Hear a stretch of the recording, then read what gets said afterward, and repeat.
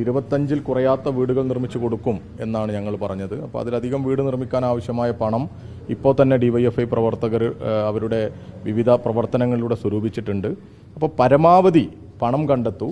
അത് കഴിഞ്ഞ് ഈ നിങ്ങളിപ്പോൾ സൂചിപ്പിച്ചതുപോലെ പുനരധിവാസ പാക്കേജുമായി ബന്ധപ്പെട്ട് എങ്ങനെയൊക്കെ ഡിവൈഎഫ്ഐക്ക് സഹകരിക്കാൻ പറ്റും എന്നുള്ളതിനെക്കുറിച്ച് ചർച്ച ചെയ്യാം എന്നുള്ള രീതിയിലാണ് ഇപ്പോൾ ഇന്ന് പറഞ്ഞത്.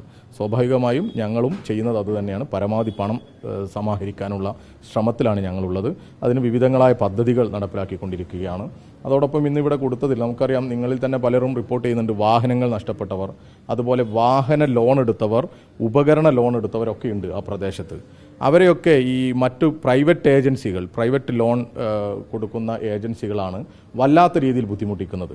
ആ ഏജൻസികളെയൊക്കെ മുൻനിർത്തി തന്നെയാണ് ഡിവൈഎഫ്ഐ പറയുന്നത്, അങ്ങനെ ഏതെങ്കിലും പണമിടപാട് സ്ഥാപനങ്ങൾ ഇതുപോലെ ആ ദുരന്തബാധിത പ്രദേശത്തെ നിരാലംബരായവരെ ബുദ്ധിമുട്ടിക്കുന്ന സമീപനവുമായിട്ട് വന്നാൽ അവിടെ കയ്യും കെട്ടി നോക്കി നിൽക്കാൻ ഡിവൈഎഫ്ഐക്ക് സാധിക്കില്ല എന്ന് തന്നെയാണ് പറയാനുള്ളത്. അതോടൊപ്പം ഗവൺമെൻറ്റിന് ഈ വിഷയത്തിൽ എന്തൊക്കെ ചെയ്യാൻ പറ്റുമോ അതൊക്കെ ചെയ്യാൻ ആവശ്യമായ നടപടി സ്വീകരിക്കണം എന്നുകൂടിയാണ് മുഖ്യമന്ത്രിയോട് ആവശ്യപ്പെട്ടത്. വയനാട്ടിന് വേണ്ടി വീട് നിർമ്മിക്കുന്നതിന് വേണ്ടി ചായക്കടകളടക്കമുള്ള കാര്യങ്ങൾ നടത്തിയാണ് ഫണ്ട് സമാഹരിക്കുന്നത്. അതിനെതിരെ BJP ഇന്നലെ രംഗത്ത് വരുന്ന ഒരു സാഹചര്യം ഉണ്ടായിരുന്നു. അത് എറണാകുളത്താണ്. എറണാകുളത്തെ ഒരു കൗൺസിലർ BJPയുടെ, അത് 24 ചാനലിൻ്റെ ഒരു റിപ്പോർട്ടർ ആണ് ഞങ്ങളെ വിളിച്ച് ആദ്യം ഇത് പറയുന്നത്.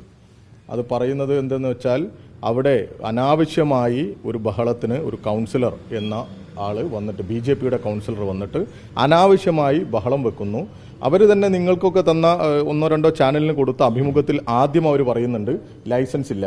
പിന്നെ അവരുടെ ആശങ്ക എന്താ, ഇത് പണം യഥാർത്ഥത്തിൽ ഉപയോഗിക്കുമോ, ഈ പെട്ടിയിൽ ഇവരുടെ ഈ ബക്കറ്റിലുള്ള പണം എണ്ണി തിട്ടപ്പെടുത്തണോ, അതായത് അവരുടെ സൂക്കേട് എന്താണ് എന്നുള്ളത് കൃത്യമായി നമുക്ക് മനസ്സിലാകുന്ന തരത്തിലാണ് എന്ത് ചെയ്യുന്നത്, അവർ അവതരിപ്പിക്കുന്നത്. ഒരു വല്ലാത്ത നമ്മളൊരു അസ്വസ്ഥതയില്ലേ, ഒരു അസഹിഷ്ണുത അവരുടെ മുഖത്തുണ്ട്. അവരെ സംബന്ധിച്ചിടത്തോളം അവിടെ ലൈസൻസ് ഇല്ലാത്തതല്ല പ്രശ്നം, ഒരു താൽക്കാലിക കടയാണ്. ഒരു 1-2 ദിവസം മാത്രം ഈ വയനാടിന് വേണ്ടി, ഈ അതിജീവനത്തിൻ്റെ പാതയിൽ നിൽക്കുന്ന അതിന് വേണ്ടിയുള്ള പണം കണ്ടെത്താൻ വേണ്ടിയുള്ള ഒരു കട തുടങ്ങുന്നതാണ്. അത് ആർക്കും ബുദ്ധിമുട്ടില്ല. നാട്ടിലെ ജനങ്ങളൊക്കെ അതിനോട് സഹകരിച്ച് എല്ലാവരും കൂടി അതിന് സഹകരിച്ച് മുന്നോട്ട് പോകുന്ന സമയത്ത് ഇവർ വന്ന് വലിയ രീതിയിൽ അവരുടെ ഒരു ആ അസഹിഷ്ണുത പ്രകടിപ്പിക്കുകയാണ്.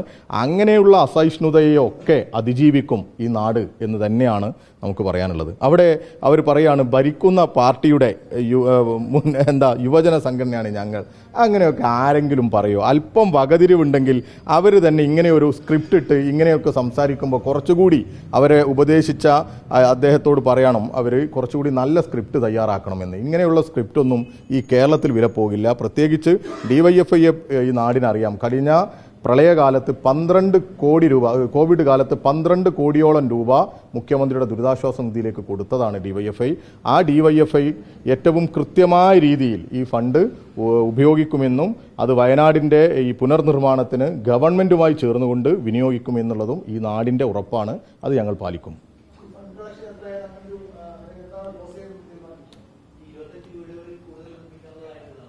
അതെ, തീർച്ചയായിട്ടും അത് പരമാവധി സഹായം വയനാട്ടിലേക്ക് എത്തിക്കുക എന്നുള്ളതാണ്. വീട് 25-ൽ കൂടുതൽ. അതോടൊപ്പം തന്നെ ഇന്നിപ്പോൾ ഗവൺമെൻറ് മുഖ്യമന്ത്രി പറഞ്ഞത്, നിങ്ങൾ പണം സ്വരൂപിക്കൂ, അത് കഴിഞ്ഞുള്ള ഈ ചർച്ചയിൽ ഞങ്ങളുടെ കോൺട്രിബ്യൂഷൻ എന്താണ് എന്നുള്ളത് അപ്പോൾ പറയും.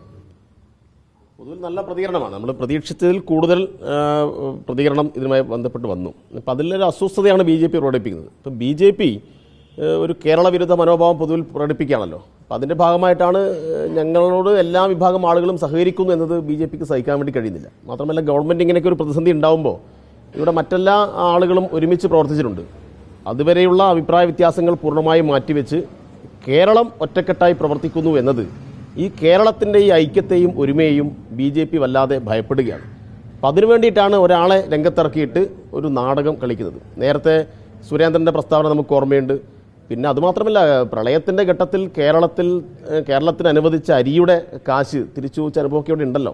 കേരളത്തിലേക്ക് തെരച്ചിലിന് വന്ന ഹെലികോപ്റ്ററിൻ്റെ വാടക അടക്കണമെന്നാവശ്യപ്പെട്ട് നോട്ടീസ് കൊടുത്തവരാണല്ലോ BJP.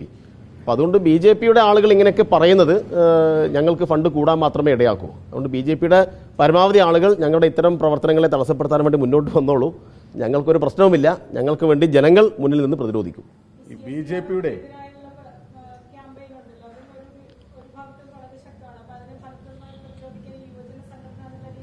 തീർച്ചയായിട്ടും CMDRF-നൊക്കെ എതിരായി പ്രചരണം സംഘടിപ്പിക്കുന്നവർ ഏത് താല്പര്യക്കാരാണ് നമുക്കറിയാലോ.